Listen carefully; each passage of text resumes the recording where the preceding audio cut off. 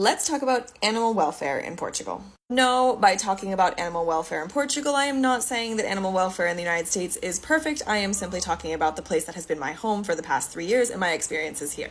This video is to help people who are considering moving to Portugal know what they might expect. Okay, disclaimer's done, let's talk about it. Absolutely, there are laws around the treatment of animals in Portugal. There are laws which punish cruelty to animals as well as abandonment.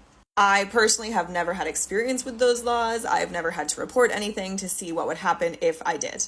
I would love to hear from Portuguese people if they've had experience with those laws and how they're actually followed through. But here's what I see from my experience over the past 3 years living in Portugal is the biggest problem here. It is a lack of education combined with an unwillingness to spay and neuter across all animals. Dogs, cats, horses. There's definitely a sort of machismo around this. I've heard things like, oh, he needs his balls. I can't take his balls away. Oh, it'll hurt him. He won't be a man anymore. You know, this kind of stuff. And as a result, there are thousands of unwanted animals all across the country. There are lots of street dogs and cats. Animals are abandoned very regularly. Here in Setúbal, just outside of the city, there is a place called Cantinho do Milu. Milu is the woman's name. And it's a dog shelter that has somewhere between 700 to 800 dogs. All of them have been abandoned. This is a video from their website which shows you just how massive the property is. You can go on their website and see more about them. You can donate, you can volunteer. Hundreds of dogs.